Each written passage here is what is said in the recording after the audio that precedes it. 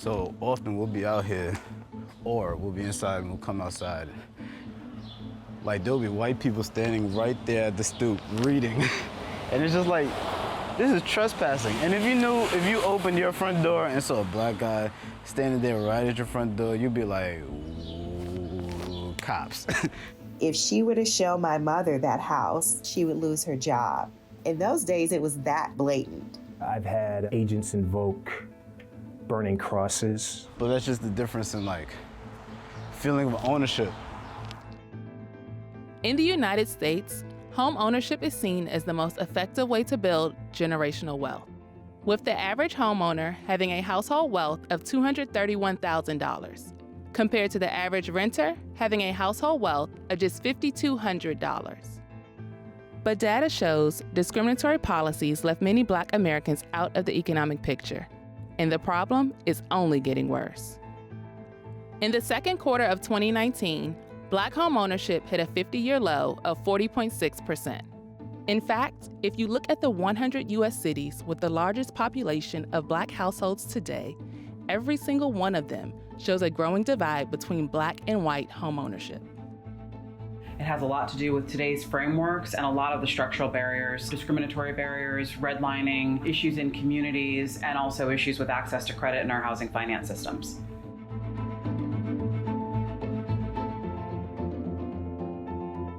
According to Urban Institute data, the current gap between white and Black home ownership sits at about 30%.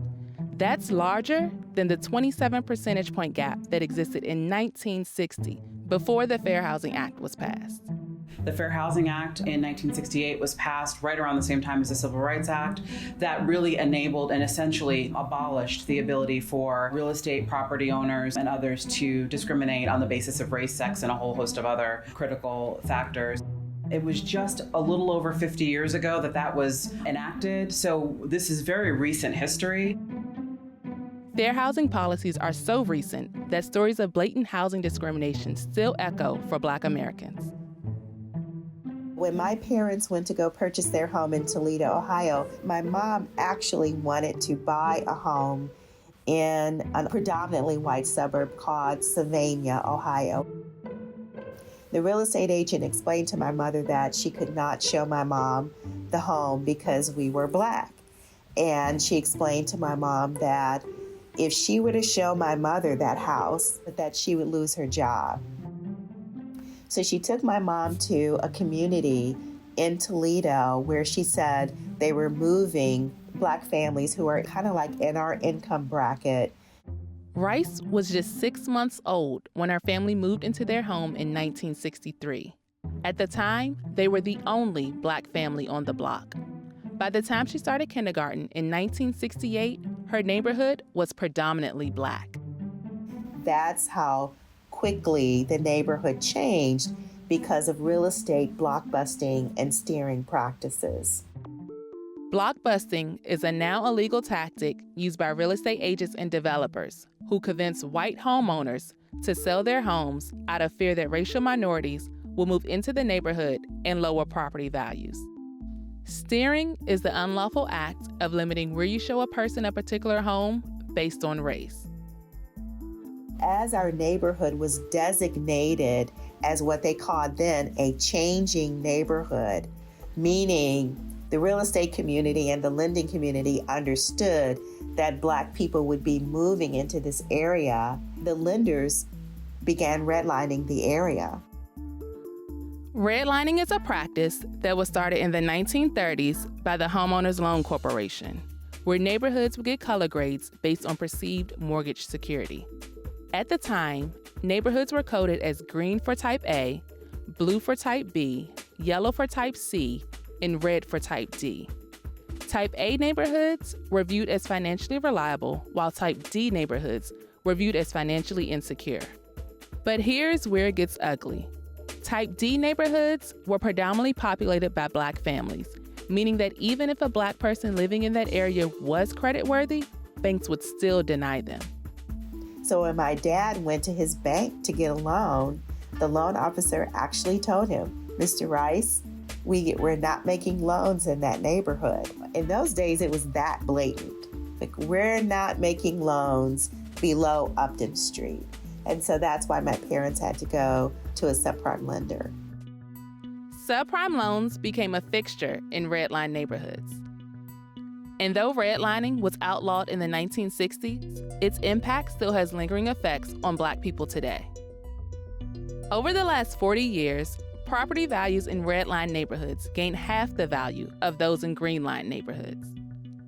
By the 90s, subprime lenders started pushing adjustable rate mortgages, which are loans that typically start off with low interest rates and then drastically increase after just a few short years. We saw payments increasing by 50%. So imagine if 1 month your mortgage payment is $1,000 and the next month your mortgage payment is $1,500. It's a huge increase. This increase in adjustable rate mortgages led to more borrowers refinancing their homes every 2 to 3 years, slowly stripping them of their equity every time they made a payment. According to Rice, brokers pushed subprime loans because they were making a lot of money doing it. In fact, between 1994 and 2000, the amount of new subprime mortgages grew from $35 billion to $140 billion. Between 2004 and 2007, Hispanic Americans and Black Americans were 78% and 105% more likely than white Americans to have a high-cost mortgage. Consequently, Black and brown families were disproportionately impacted by the 2007-2010 housing crisis, with both groups being nearly twice as likely as white families to lose their homes. Before the housing crisis hit, the median net worth of Black households was a little over $12,000, compared to the nearly $135,000 net worth of white households. By 2009, those net worths dropped to about $5,700 and $113,000, respectively. While redlining and subprime loans robbed Black families of the opportunity to build wealth in the 20th century, there was something just as insidious on the horizon: gentrification. In major metropolitan areas that were once predominantly Black, homeownership levels have drastically shifted as a result of gentrification and rising housing costs. Gentrification involves the renovation of properties and businesses in underfunded neighborhoods, which some see as a positive thing. The negatives come when long-term residents, who disproportionately tend to be people of color, are pushed out of those neighborhoods as the neighborhoods begin to be well-resourced. Between 2000 and 2013, more than 135,000 residents in 230 neighborhoods across the country were displaced from their homes due to gentrification. Like, we withstood all this shit. We're still withstanding. I definitely feel less at home than I used to, but also kind of more at home because of the businesses. They give me hope. They give me a sense of ownership that I've known them longer than the wave. Parker has watched a wave of gentrification transform his Bedford-Stuyvesant neighborhood in Brooklyn, New York. Parker's parents purchased their brownstone home for $90,000 in 1985. Today, similar properties in his neighborhood sell for well over $1 million. So a lot of my family lives on this block right here. These two houses, these are my mom's best friends. Most of the businesses in Parker's neighborhood are still Black-owned. But home ownership has changed drastically. And a lot of that has to do with marketers and developers literally changing the name of the neighborhood to suit affluent buyers. The whole renaming and remarketing of Bed-Stuy and the Stuyvesant Heights, it's an old name. Then there was never a stark difference. It's more like regional in lines. But now they're trying to call the whole Bed-Stuy Stuyvesant Heights. It's a marketing ploy, because Bed-Stuy has now a history, so that it becomes more palatable for these parents to pay for their kids to come live here. Since the 1930s, Bedford-Stuyvesant has been a predominantly Black neighborhood. As of 2000, the Black community made up 3/4 of the population. By 2015, that number dropped to half. Parker's parents retired after the 2008 recession, but the family has 3 other tenants to lighten the financial burden. And while their home value has increased significantly since 1985, Parker says refinancing is difficult because of his parents' retired income.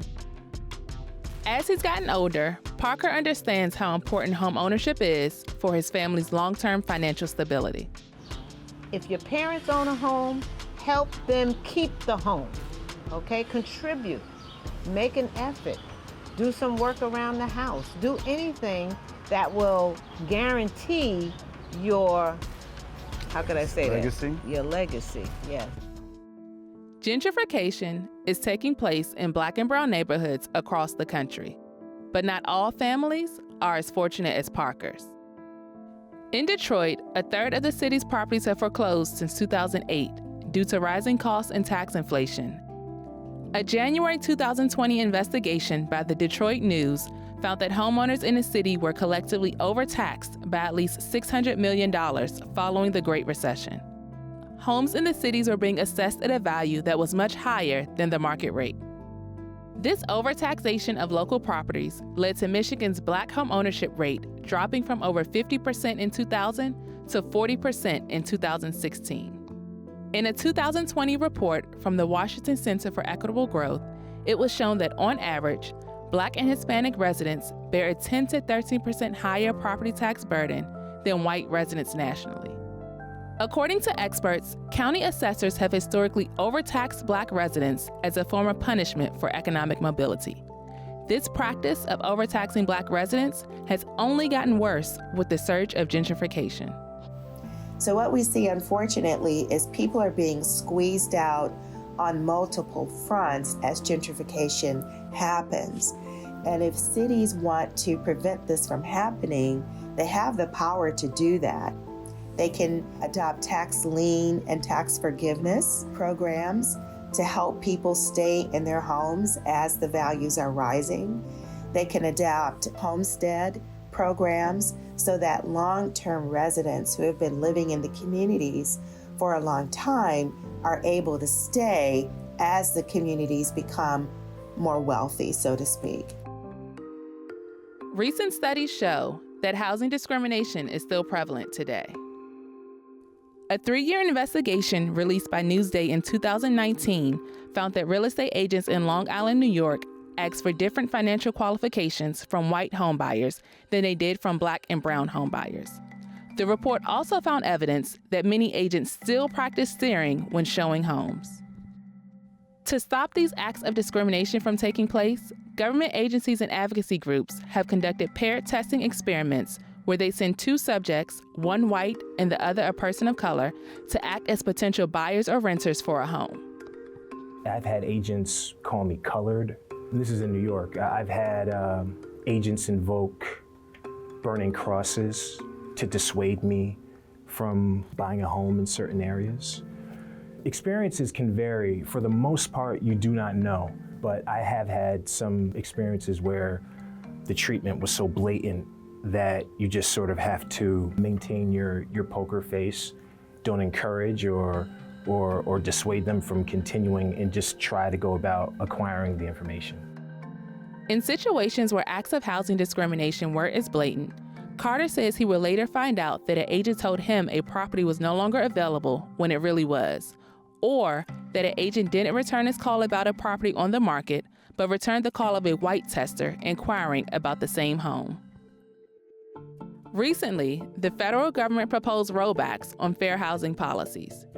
In July of 2020, President Trump tweeted that he's rescinding the Affirmatively Furthering Fair Housing Act, an act passed by the Obama administration to further the protections of the 1968 Fair Housing Act. In response to the federal government's position on housing discrimination, experts say state officials need to step up to enforce stricter fair housing laws. Is we've been seeing more people filing with state agencies or going to the state courts in order to exercise their rights under the law. We've been seeing some attorneys general stepping up to the plate to exercise their state's fair housing laws. While states work to uphold fair housing laws, real estate experts recommend that potential first-time homebuyers look into grant programs and financial resources that will make home ownership more accessible. Homeownership is the #1 way for families and individuals to build wealth in the United States. Now, it's not the only way, but it is the #1 way. And I don't see anything on the horizon changing that paradigm. So we have to make sure that communities of color have access to homeownership opportunities. And for Black homeowners wanting to stay in gentrifying neighborhoods, Parker's aunt, a homeowner in Bed-Stuy, says collective action is the only way forward. If 3 young couples buy a 3-family, guess what? They could afford it. But you know what? We have to learn how to live with each other. That's the key, okay? And guess what? What's happening in the world right now is making us live Live together. Live together. Actually. Okay?